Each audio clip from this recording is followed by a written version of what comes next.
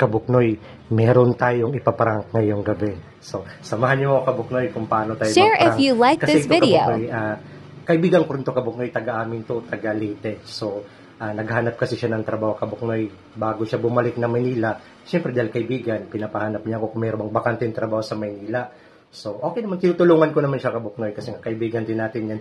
So, ang problema Kabuknoy, binigyan lang niya ako ng biodata. Kahit meron siyang experience, kaso nga lang, biodata lang kasi binigyan niya. Walang kalaman-laman yung biodata. So, sabi ko, kailangan ko ng resume para pag pinasa ko sa mga kakilala ko, at least merong makitang experience. So, lulukuhin natin ngayon Kabuknoy. Although merong mga bakante Kabuknoy, kaso lulukuhin natin. Magkukunwaring ako yung employer, kumbaga ako yung mag-hired sa kanya.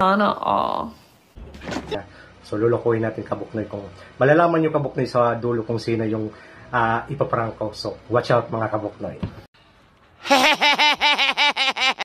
Tawagan natin Kabuknoy. Tingnan natin kung ano yung reaction niya Kabuknoy. Magkukunwari ako yung employer, ako yung mag-hire sa kanya Kabuknoy. Kasi hindi niya alam yung number ko Kabuknoy.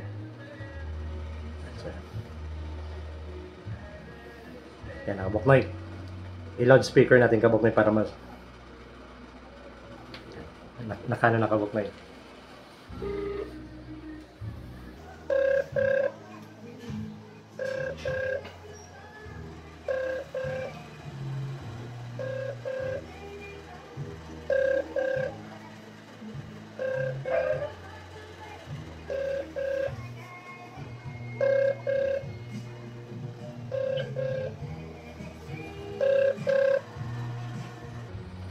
Hello?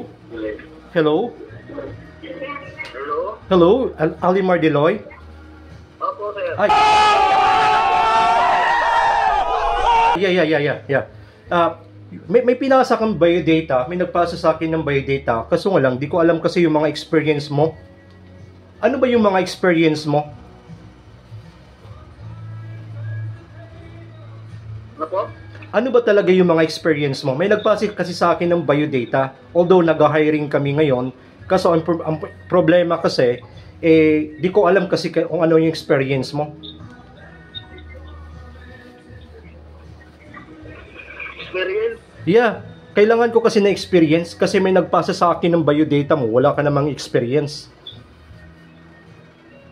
So ano ba talaga yung experience mo? Ano yung hanapan mo, anong hanapin mong trabaho dito sa Maynila? Kahit ano, sir? What I mean, kahit kung ano ba experience mo, kasi dapat talaga resume. Kailangan ko ng resume. So, biodata lang kasi, pinasa lang kasi ng biodata. So, ang nakalagay kasi doon, Alimar Deloy, at saka yung number mo lang. So, hindi ko talaga alam yung kung ano yung kung ano yung experience mo. Kasi kami ngayon, hiring kami ngayon ng pahinante. Pahinante talaga yung hiring namin ngayon. Although may nagpasa sa akin na biodata mo, ang pangalan niya is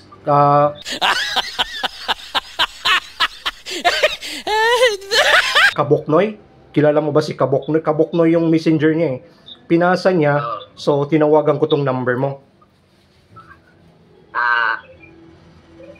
So, ano yung experience? Wala po, sir. Painante. Pahinante. Oo. Okay. Pero wala ka bang wala ka bang resume? Wala, sir. Wala. Wala.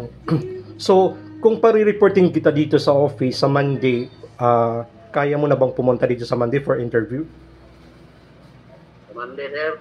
Yeah. Kung halimbawa pa-reporting kita sa Monday, kasi kailangan kasi namin ngayon ng tao, pahinante, which is mga papel kasi to. Dito sa may 4th Avenue.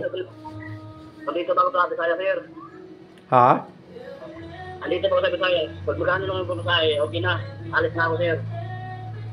Ay, nasa Bisaya ka pa ngayon. Oo. So, Pero okay na, sir. Okay na. Lianapan ko ng ulit. So paano yan kung halimbawa, kasi kailangan na namin ng tao, kailangan namin ng tao ngayon na pahinante, which is ang sweldo naman is minimum. Sana So paano ka makapunta kung pinareport kita sa Monday? Kailangan ko ng additional na tao. Sa linggo, sir. Hindi, sa Monday. So kung hindi ka pwede sa Monday, kailan ka pwede para mag-report sa office? Pag ano, sir, pag okay na ako sa pupunta Manila, sir. Hindi, talagang okay na, talagang wala nang problema kasi nga, i-interviewin na lang ka dito. Tapos pag na-interview, kung may experience ka ng pahinante at masipag ka naman, diretso ka naman, diretso ka na makakapasok. Oo, kasi hihintay ko lang yung sir, tawag, pag okay na, di, maghanap ako agad ng papasahe, sir. Okay, pero kailangan talaga, nandito na, kasi kailangan, hindi naman pwedeng mag-antay. Siyempre, di ko naman pwedeng mag-antay. Siyempre, may mga nag-a-apply din. May nag-a-apply din kasing ibang tao. Linggo bukas, sir, maghanap ko ng papasahe, sa Lunes. Oh. Pag okay na yung papasahe, di, na, sir, pupunta na kami nila. So, it means, yung si Kaboknoy, ano ba yun? Kano-ano mo ba yung Kaboknoy na nag-send ng biodata mo? Kano-ano ba yung Kaboknoy? Kababayan lang, sir. Kababayan mo pala yun.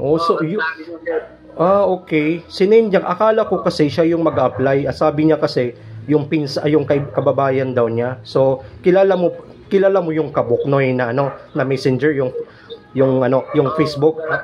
Kilala ko siya. Parang side lang din namin, sir. Okay. So, yun. Kailangan din namin. Okay. So, kachat ko kasi yung Kaboknoy. Ang sabi niya kasi sa akin, pag sure naman daw, pupunta ka ng Maynila. Diba? Pupunta ka ng Maynila. Ang sabi ko naman sa kanya, mas kailangan ko kasi ng tao na ngayon. So, hindi naman pwedeng mag-antay kasi nga marami ding nag-a-apply. So, 'di ba parang ganon. So, kailangan ko ng tao. Bukas o Lunes, okay na, di ba kulit. Pupunta na ako agad na Manila, sir. So, matanong kita, Alimar Diloy, may experience ka na sa pahinante, no? Oo, may experience na ako, sir. So, ano yung usually yung mga binubuhat nyo doon sa experience mo sa dati mong trabaho? Ano yung Sako, halo-halo. So, sanay ka na talaga sa mga mabigat na trabaho? Mabigat din, sir. Mga sako ng bigat, sungkal, yelo. Sa amin naman kasi Alimar, sa amin naman kasi Alimar is papel kami, mga coupon ban, usually mga papel lang kami. Papel lang yung i-deliver. Pero ang sabi kasi sa akin, malapit ka raw kasi 4th Avenue lang kami din. Ang sabi sa akin yung Kaboknoy, ang sabi ni Kaboknoy, taga 2nd Avenue ka lang daw, sabi niya sa akin. Okay. So, paano to kung halimbawa, kasi kailangan, hindi naman ako pwedeng mag-antay ng tao. Siyempre, kailangan na rin namin mag-start yung tao kasi marami na kasing i-deliver. So, paano yan? Paano yung Paano yung setup kung sakaling for interview ka na? Sir, meron na akong masaya agad eh. Diretso na Manila, sir. Pupunta na dyan. Okay. Tapos, ikaw ba, Alimar Diloy, meron ka bang mga requirements na? Kasi kailangan kasi namin ng mga fully vaccinated, tapos mga NBI, meron ka ng mga ganon. Mayroon na, fully vaccinated na ako, sir. Tapos, Vaccinated na ako, sir. SSS, meron ka ring SSS, Pag-ibig, PhilHealth, meron kang ganon. PhilHealth? Yeah, SSS, Pag-ibig, PhilHealth, kasi complete. Yes, mayroon ako, sir. Kompleto ako, pero yan na lang halugan eh. Okay lang yun. Pero meron kang meron kang SSS, PhilHealth, Pag-ibig, meron ka nun. Pag-ibig, wala ako, sir eh. Di ba sa'yo akin, sir? SS, PhilHealth lang. SS, meron ako number. Sige. PhilHealth, saka Okay, madali lang naman yun. Pero pag-ibig, wala pa ako. Ito na yung SS ko, ID lang na wala. Okay. Hindi ko na nahulugan eh. Pero mayroon pag-andyan pa naman. Okay. Tapos yung meron ka rin bang tawag nito? Meron ka na rin bang NBI or police clearance? Or updated pa ba yung NBI mo? NBI, parang police clearance. Parang wala na, sir eh. Expire na. Pero meron ka before. I-renew na lang. Oo, may police. Okay. Expire na, sir eh. Okay lang yung Basta may mga requirements basta meron ka namang mga requirements, no? Oo. Pero, baka naman may tato, kasi ayoko nang may tato eh. Baka naman may tato ka. Mayroon, sir, pero wala na, tanggal na eh. Pero wala kang yung malaking tato or wala kang mga ganon. Wala. Ito lang sa bukton, sir, sa may kabila, sa may bukton. Okay. Yun.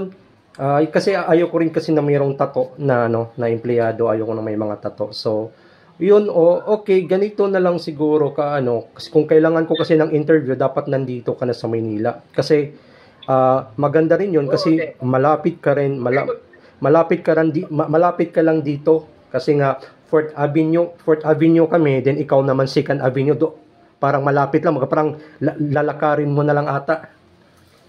Sir, So, tapos ang sweldo namin dito is minimum naman 610. minimum, sir. Oh, Okay, sir, min- sige, sir. So ang problema talaga yung nasa probinsya ka pa ngayon pala. Oo. Yun ang problema ngayon nasa Pero probinsya. okay na, sir. Hanap tayo ng papasahe. Pupunta na kami nila. Okay, kasi kailangan talaga as soon as possible, kailangan namin ng tao na as soon as possible nandito na for interview. Oo, sir. Kasi dito naman pagka itapos ng interview, automatic na pasok na yan basta as long masipag naman at may experience na sa pahinante, pasok na kaagad yan, wala nang wala nang Oo, ano. sir.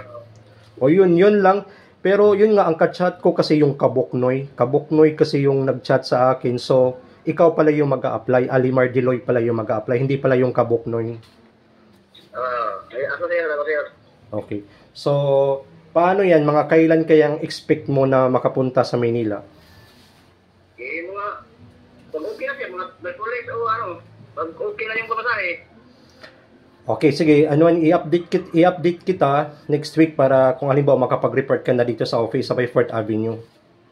Oo. Then isend ko yung address namin dito sa office. Oo, sir. So, okay, Alimar Diloy, makapunta ka ba if ever this week sa Maynila na? Oo, sir. Ngayong lang, sir. Ngayong linggo. Okay, see you Alimar Diloy sa Sir. sa interview. Okay, ano bang mayroon ka bang sasabihin sa akin or sa kumpanya or ano ba? Meron ka bang itatanong or ano pa bang gusto mong itanong or ano? Wala naman, sir. Basta, kahit sa akin, wala namang problema sa trabaho, sir, eh.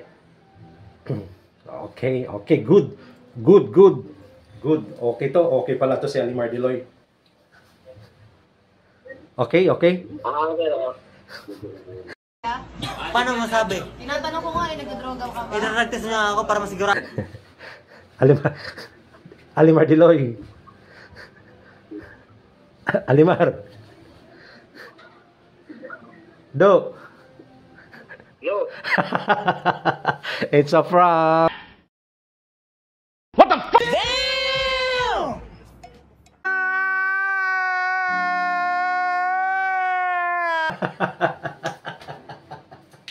Ay, lako. Do.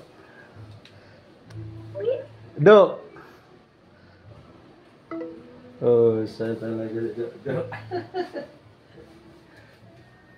So, Kabuknoy, hindi talaga ako nakilala ni Alimar Diloy. So, yun yung Kabuknoy. Pero sure naman may magkakaroon siya ng trabaho, Kabuknoy. So, yun, na-prank natin si Alimar Diloy, Kabuknoy. So, yun lang naman mga Kabuknoy. Salamat sa pagsubaybay niyo sa akin. Pero sinabi ko na kay ako yun. So, pero sure yung trabaho, sure yung Kabuknoy. Sure talaga yung trabaho. Kung kailan makabalik siya ng Maynila. So, yun lang Kabuknoy. Na-prank natin si hindi niya ako nakilala, hindi niya ako nabasisan. So, Kabuknoy, sa mga gustong mag-follow sa aking page, follow nyo lang Kabuknoy, tuloy-tuloy yung pagsuporta sa akin sa Kabuknoy at saka Kabuknoy 2.0. So maraming salamat Kabuknoy at na-prank natin si Alimar Diloy.